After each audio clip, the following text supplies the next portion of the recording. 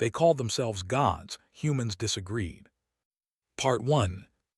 The sky went dark at noon. Not gradually, like a storm rolling in, but all at once. Every person on Earth looked up to see massive shapes blocking out the sun. The ships were so large that they seemed to curve with the horizon itself. 12 of them, each one representing a different species that called themselves the Ascendancy. No one had seen them coming. No warning from satellites, no radio signals detected, nothing. They simply appeared as if they'd always been there and everyone had just forgotten to notice. Scientists scrambled to explain it. Religious leaders prepared for the end of days. Military commanders waited for orders that wouldn't come for hours. Then they spoke. Every device on Earth that could produce sound or display an image activated simultaneously. Phones in pockets, tablets on tables, screens in Times Square in Tokyo, radios in cars driving down empty highways. Even old analog televisions that hadn't been plugged in for years flickered to life. The message came through all of them at once. The voice was beautiful and terrible at the same time. It spoke in every language simultaneously, each person hearing it in their native tongue, in a voice that seemed to resonate in their bones. We are the Ascendancy. We have guided this galaxy for 10 million of your years. We shaped the laws that govern matter and energy.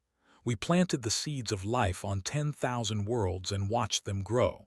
We are the architects of reality itself. We are gods, and you will kneel before us. The world held its breath. Then the demonstrations began. One of the massive ships moved toward Earth's moon. There was no visible propulsion, no engines firing, just smooth, impossible movement. The moon simply came apart. Not violently, not in an explosion, but piece by piece, like someone was carefully taking apart a puzzle. Chunks of rock the size of mountains floated in perfect formation, held in place by nothing visible. They stayed like that for 10 minutes while humanity watched and wondered if this was how their world would end. Then, just as carefully, the moon was put back together, every piece in its exact place, as if it had never happened. Except for one crater on the far side. It was new, and it formed a message in letters that could be seen from Earth with a strong telescope. Obey. The voice came again. You are children playing with fire, unaware of the forces you tamper with. We have watched your species split atoms and reach for the stars with your primitive vessels. You are dangerous in your ignorance. We have seen species like yours before. They all learned to kneel, or they learned to die. World leaders gathered in emergency sessions. The United Nations building in New York became the center of frantic diplomatic activity. Should they respond? Should they stay silent? Could they even respond in a way that these beings would hear or care about? Ambassador Wei from China stood before the assembly. She was a slight woman in her 50s, known for her calm demeanor and sharp mind. She had negotiated peace treaties and trade agreements across dozens of countries, but she had never negotiated with beings that could take apart moons. We must respond, she said simply. Silence will be taken as either fear or acceptance. Neither is acceptable. But what do we say to gods? The American representative asked. Wei smiled slightly. We tell them the truth, that they are not gods. The room erupted in argument. Some called it suicide, others called it insanity. A few called it brave. In the end, they voted. It was close, but the decision was made. Humanity would respond. They set up a broadcast chamber, a small room with a single camera. Wei stood in the center, looking directly into the lens. Behind her, a simple backdrop showed the Earth from space. No flags, no symbols of any one nation, just the planet they all shared. She spoke clearly and slowly, knowing her words would be heard by every human and transmitted to the ships above. We hear your words. We see your power. We understand that you have existed longer than our entire civilization. We acknowledge that your technology is beyond our current understanding. She paused, letting that sink in. But we do not acknowledge your divinity. Somewhere in orbit, alarms were probably going off. On Earth, billions of people held their breath. Power does not make gods, Wei continued. Gods create out of love and inspiration. You speak of planting seeds and shaping life, but you come to us with threats and demonstrations of force. You demand worship through fear. That is not divinity. That is tyranny. You are not gods. You are simply older than us, more advanced than us, and perhaps wiser than us in some ways, but you are not gods. She took a breath. If you were truly gods, you would not need to prove it. You would not need to take apart moons and leave threatening messages. You would not need our worship. The fact that you demand it proves that you are not what you claim to be. The transmission ended. Wei stepped away from the camera and waited. Everyone waited. For 6 hours there was silence. Then the voice returned, but this time it was different. It had an edge to it, something almost like anger. You are bold for such a young species. We admire boldness even when it borders on stupidity. We will give you 1 cycle of your planet around your star, 1 year. You will use this time to reconsider your position. You will come to understand what countless civilizations before you have learned. There is power and there is everything else. We are power. Everything else kneels. The ships moved then, drifting away from Earth toward the edge of the solar system. But they didn't leave. They formed a perfect sphere around the sun, equidistant from each other. A blockade. Not aggressive, not shooting at anything, just there. Absolute and immovable. Every attempt to send a ship past them resulted in the same thing. The ship would simply stop, held in place by invisible forces, then carefully pushed back toward Earth. No damage, no violence, just a gentle reminder that humanity was contained. No transmissions could get past the blockade either. Earth was cut off from the 2 Mars colonies and the mining operations in the asteroid belt. They were alone in a cage they couldn't see. The world leaders gathered again. Fear was giving way to anger, and anger was giving way to determination. But determination without a plan was just stubbornness. Dr. Sarah had watched the demonstrations like everyone else. She was a quantum physicist who had spent her career studying the fundamental nature of reality. While others saw the moon being taken apart as proof of godhood, she saw something different. She saw engineering. She requested an emergency meeting with the Scientific Advisory Board. They gathered in Geneva, a collection of the best minds humanity had to offer. Doctor stood before them with a presentation that would change everything. They're not gods, she said, stating what Wei had already declared. But more importantly, they're not magic. Everything they've done follows rules. Different rules than what we're used to, but rules nonetheless. The moon didn't explode. It was carefully disassembled. That takes precision. That takes calculation. That takes technology. She pulled up footage of the moon demonstration, slowed down to show frame-by-frame analysis. Here, see this. There's a shimmer in the space around each piece of the moon. It's barely visible, but it's there. Some kind of field manipulation. They're not rewriting physics. They're exploiting it in ways we haven't discovered yet. General Torres was in the audience. He was a career military man who had commanded operations across 3 continents and in near-Earth orbit. He raised his hand. Doctor, with respect, even if they're using technology and not magic, how does that help us? Their technology is millions of years ahead of ours. Sarah smiled. It wasn't a happy smile. It was the smile of someone who had just figured out how to solve an impossible problem. General, have you ever heard the phrase, the bigger they are, the harder they fall? Of course. The ascendancy has been ruling for 10 million years. They've become comfortable. They've become predictable. They've shown us their power, but power like that requires infrastructure. It requires systems and networks and vulnerable points. Gods don't need infrastructure. Engineers do. The room was silent as people processed this. Are you suggesting we can fight them? Someone asked. No, Sarah said firmly. I'm suggesting we can kill them. The word hung in the air like a bomb. It was one thing to refuse to kneel. It was another thing entirely to talk about deicide. General Torres stood up. I want to hear more. I want to hear everything. Because if there's even a chance that we can defend ourselves, then we need to take it. We have 1 year, let's use it. Over the next weeks, a plan began to form.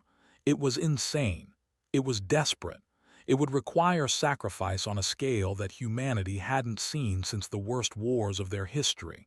But it was a plan. They would study the ascendancy. They would learn how their technology worked. They would find the weakness that every complex system has, and then they would strike. Wei, who had spoken defiance to gods, became the political leader of the project. General Torres took control of military planning. Doctor led the scientific research. Together, they represented what humanity did best, the refusal to accept the impossible. 3 months into the year of preparation, another message came from the ascendancy. It was brief. We see your preparations, we see your plans, we are not concerned. Every species tries to resist at first. You will be no different. We will return in 9 of your months. Use them wisely. Learn to kneel with dignity. The message ended, but Doctor caught something in the transmission data. A microsecond glitch, a pattern that didn't match the rest. Someone on those ships had embedded a hidden message in the broadcast. When they decoded it, they found 3 words: they can die. Someone up there was helping them. Someone who knew the truth and wanted humanity to succeed. It was a small hope, barely more than a whisper, but it was enough. The work continued. Humanity had 9 months to learn how to kill gods. The clock was ticking. Part 2. The hidden facilities in the asteroid belt became humanity's greatest secret. They had always been there, mining operations and research stations, but now they transformed into something else entirely. Weapon foundries, training centers, places where desperate people did desperate things. Captain floated through the corridors of Station Echo, her magnetic boots clicking softly against the metal floor. She had been a test pilot once, pushing experimental craft to their limits above Earth's atmosphere. That was before the ascendancy arrived. Before their arrival, demonstration had gone wrong, and a chunk of the moon had fallen into the Pacific Ocean, creating a tsunami that had swallowed the coastal city where her husband worked. The ascendancy had apologized. They called it a calculation error. They rebuilt the city in a matter of days, restoring it perfectly. But they couldn't bring back the dead. They said mortality was a temporary condition that humanity would overcome once they accepted proper guidance. It was meant to be comforting. It made want to kill them even more. General Torres found her in the observation deck, staring out at the distant Earth. The planet looked peaceful from here, a blue marble against the black. You couldn't see the ascendancy ships from this distance, but everyone knew they were there. Captain Torres said, "We need to talk about the mission." Turned to face him. The general was older now, the stress of the past 6 months showing in new lines on his face. "I've already volunteered, sir. My answer hasn't changed." "I know, but I need you to understand what you're volunteering for. Doctor's team has made a breakthrough. We understand how their technology works now. We can break it. But to do that, someone needs to get close to their primary and deploy the weapon directly into their systems." "A suicide mission," said flatly. Torres didn't deny it. "We're calling it the protocol. It's not just a virus. It's a cascading attack that will corrupt their entire quantum computational network. If it works, it will cripple them, maybe permanently. And if it doesn't work, then you'll die for nothing. And we'll all die 3 months after that when they come back and decide we've had enough time to learn our lesson." Appreciated the honesty. "Who else is going?" "You'll choose your team, 12 people, 1 for each species in the ascendancy." Doctor thought it was poetic. She looked back at Earth. "When do we leave?" 6 weeks. We need to strike before they return, catch them off guard." The next weeks were a blur of preparation. Chose her team carefully. Lieutenant Daniel Hayes, her former co-pilot, a man who could fly anything with thrusters. Wei, the ambassador's daughter, who had inherited her mother's courage and had become one of humanity's best engineers. A medic who had saved hundreds during the tsunami and now wanted to save billions. Specialist Wu Park, a communications expert who could crack encryptions faster than most computers. 8 others joined them. Each one had lost something to the ascendancy. Each one knew they weren't coming back. They trained in scenarios that the computer simulations said were optimistic.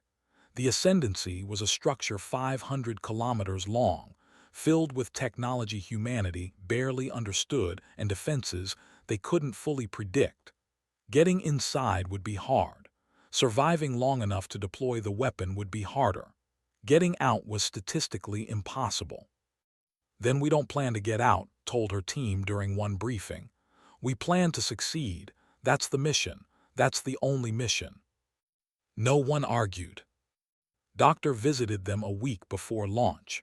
She brought the device, a piece of technology cobbled together from human ingenuity and reverse-engineered ascendancy concepts.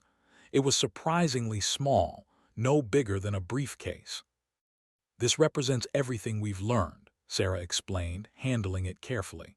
"The ascendancy's power comes from manipulating quantum foam, the underlying structure of spacetime itself. They've learned to make temporary changes to local physics. That's how they took apart the moon. That's how their ships move without propulsion. But it requires enormous computational power. Think of it like this. Reality is the default state. What they do is like constantly pushing a boulder uphill. The moment they stop pushing, physics snaps back to normal." "So we're cutting off their ability to push," said. "Exactly, but it's more than that. We're not just shutting down their systems. We're corrupting them, making them destroy themselves. And there's one more thing." Sarah pulled up a holographic display. "Remember that hidden message we received? They can die. We've been trying to figure out who sent it. We finally got our answer." The display showed an alien figure, bipedal, with 4 arms and skin that seemed to shimmer with bioluminescent patterns. According to the database, this was one of the 12 species in the ascendancy. "Her name is, she's a junior researcher assigned to monitor Earth.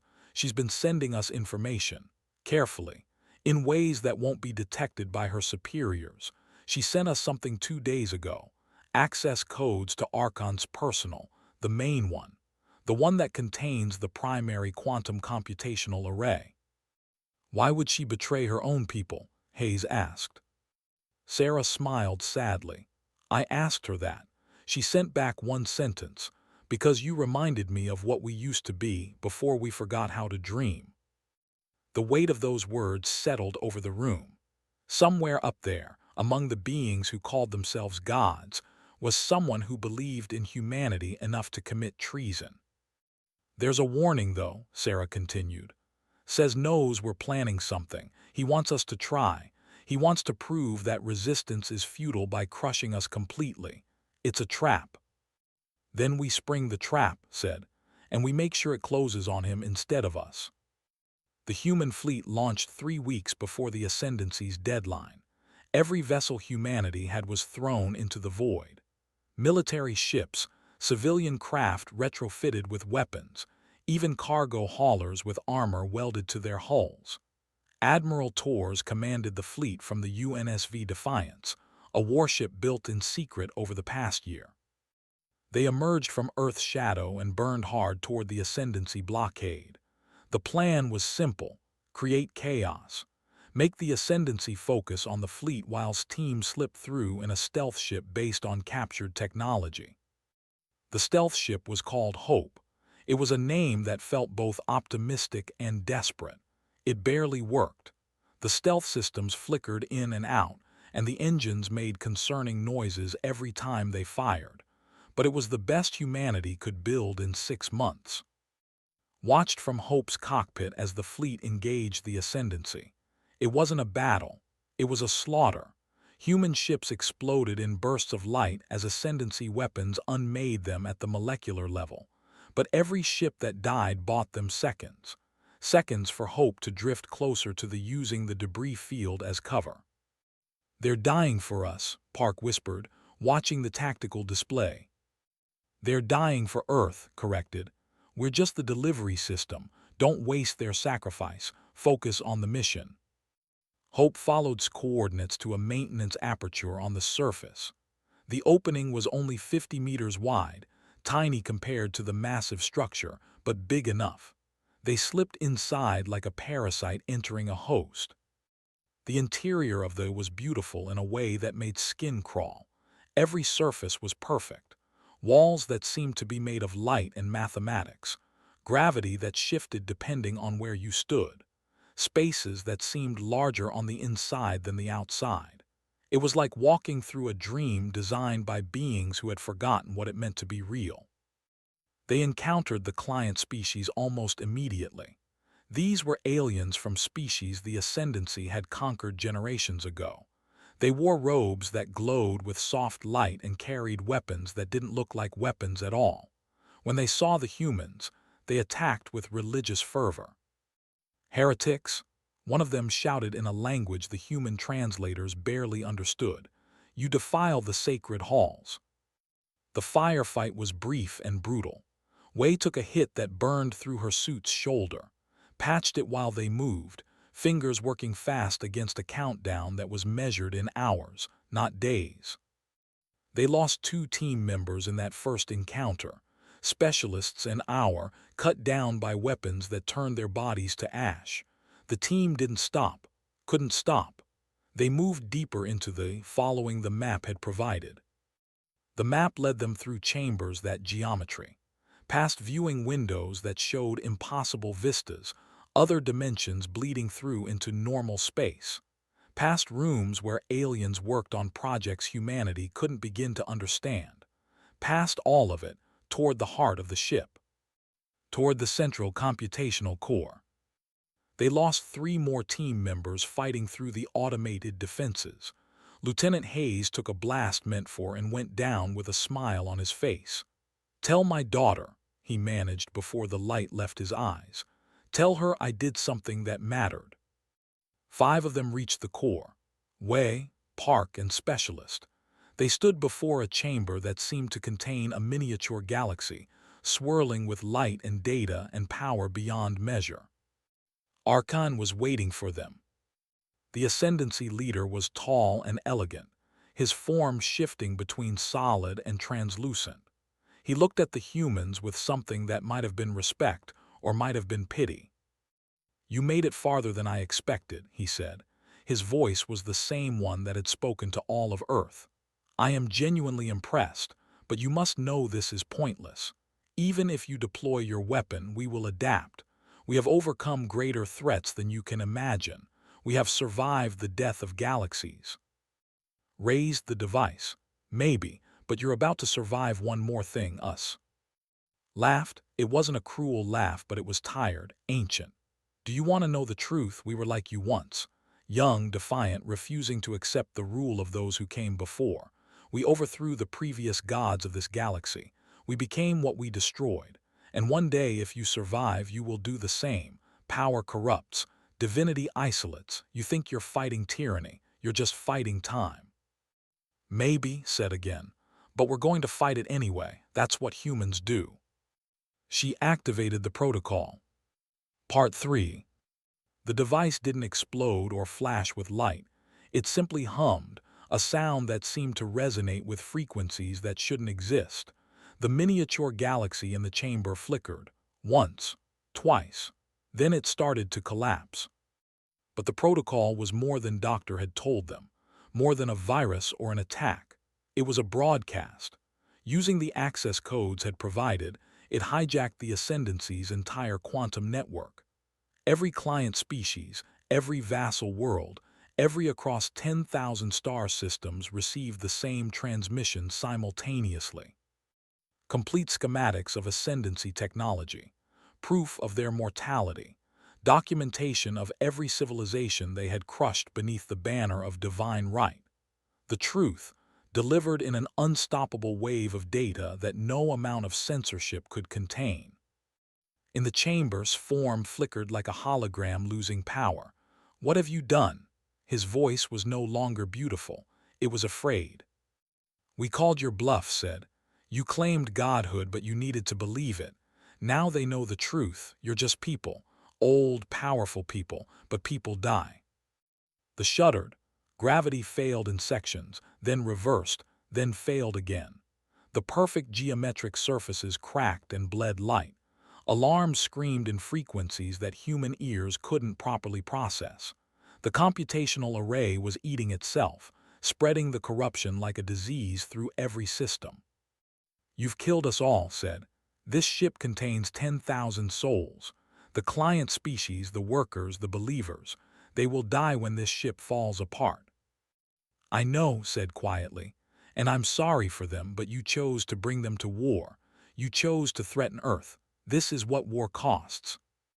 Was the first to realize what else was happening. The displays throughout the chamber were showing images from across the galaxy.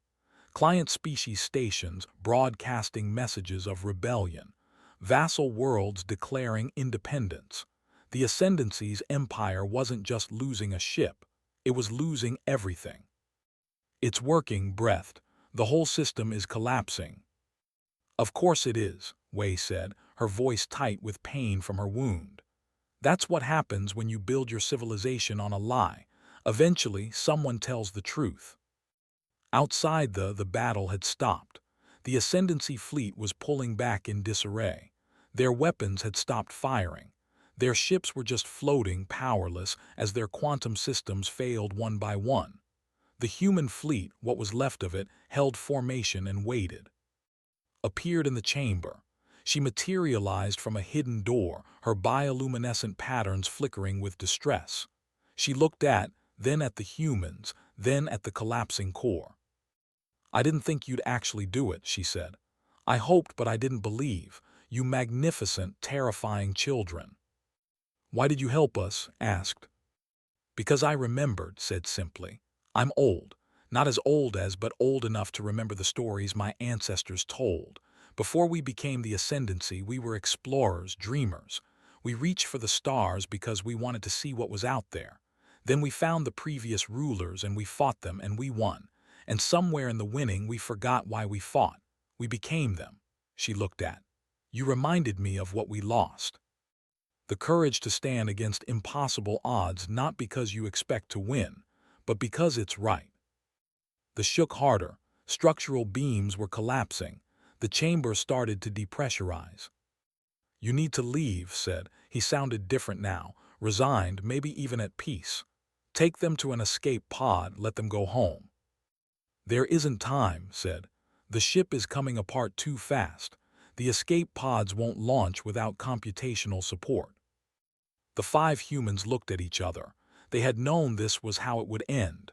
One-way mission, but knowing and accepting were different things.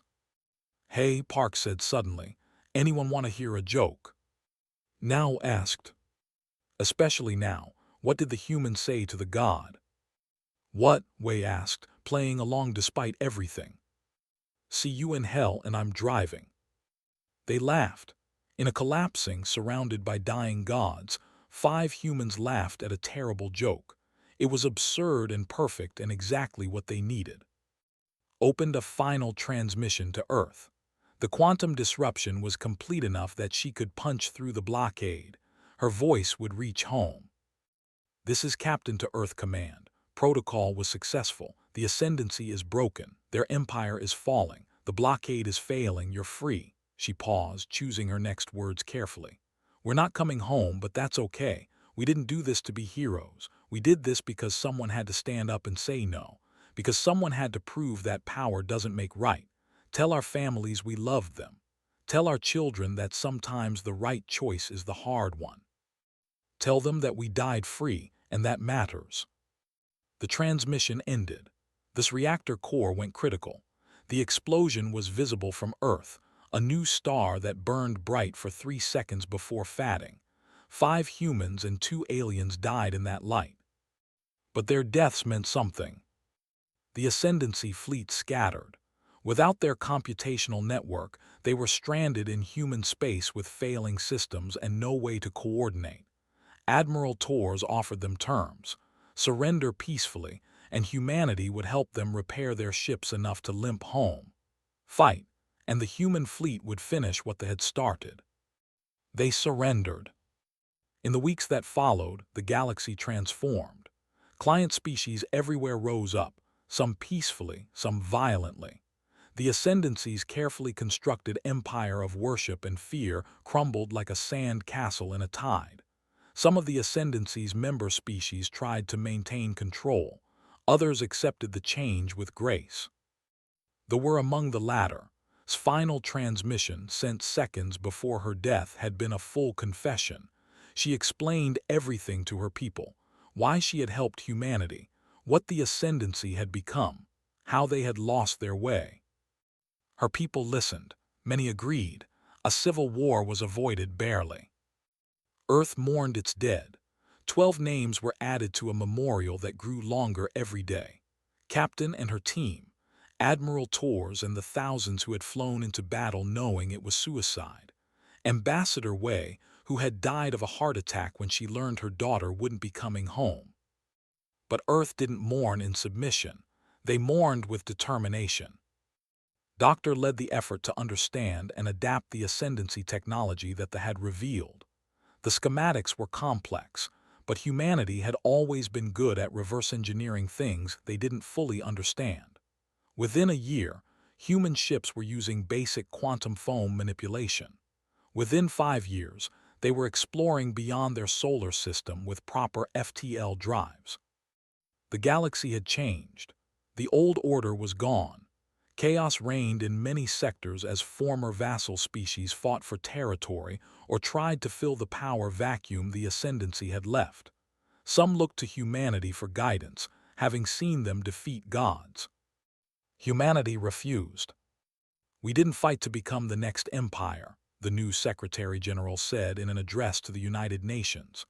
"We fought for the right to be left alone, to make our own choices. Every species deserves that same right. We'll trade with anyone. We'll defend ourselves if attacked, but we won't rule. We won't conquer. We won't be the next Ascendancy." It was a difficult promise to keep. There were voices calling for expansion, for taking advantage of humanity's moment of strength. But the memory of 5 people laughing in the face of death kept those voices in check. They had died to prove a point. That point wasn't humans should rule. It was no one should. 20 years after an old arrived at Earth in a small diplomatic shuttle. Sister carrying her siblings' ashes and a request for asylum. They had fractured into factions, some trying to maintain their position in the fallen empire, others seeking new paths. She had chosen Earth. "Why here?" the immigration officer asked. "Because you taught my sister something she had forgotten," the alien said. "And maybe you can teach me too. How to live without needing to be. How to face the universe with courage instead of power. How to be worthy of respect instead of demanding it." Earth granted the asylum. The memorial to the team became a site of pilgrimage. Humans came to remember their dead, but aliens came too, from a dozen species. They came to see the place that honored people who had refused to kneel, who had looked at beings that claimed divinity and simply said no. A plaque was installed, simple words in 100 languages. "Here we honor those who prove that gods can die. Not because gods are weak, but because those who claim divinity through force were never gods to begin with. They were simply powerful. And power, no matter how great, will always bow to one thing: the courage to stand up and say, no more." Below that, in smaller text, a quote from Captain's final transmission. "We died free, and that matters." The galaxy moved on. New alliances formed. New conflicts arose. Human ships explored and traded and sometimes fought, but they carried with them a reputation that spread from world to world, whispered in 1,000 languages. These are the people who killed gods, not with superior weapons or ancient technology or overwhelming force. They killed gods by refusing to believe in them, by standing up when every logical analysis said they should kneel, by being willing to die rather than accept someone else's claim to divinity. The Ascendancy never recovered. Some of their species adapted to the new reality, others faded into obscurity. A few tried to rebuild their empire. They learned quickly that the galaxy had changed. Worship given freely means something. Worship demanded at gunpoint means nothing, and eventually someone will break the gun. In human schools, children learned about They learned about and her team, about Admiral Tors and his fleet, about Ambassador Wei and her simple act of defiance. The lesson wasn't about violence or war. It was simpler than that. When someone claims power over you, question it. When someone demands your worship, refuse it. When someone says they're better than you, prove them wrong. Not with anger or hatred, but with the quiet dignity of standing up and saying no. They called themselves gods. Humanity disagreed. And in disagreeing, humanity taught the galaxy a lesson that echoed for generations. The only beings worthy of respect are those who don't demand it.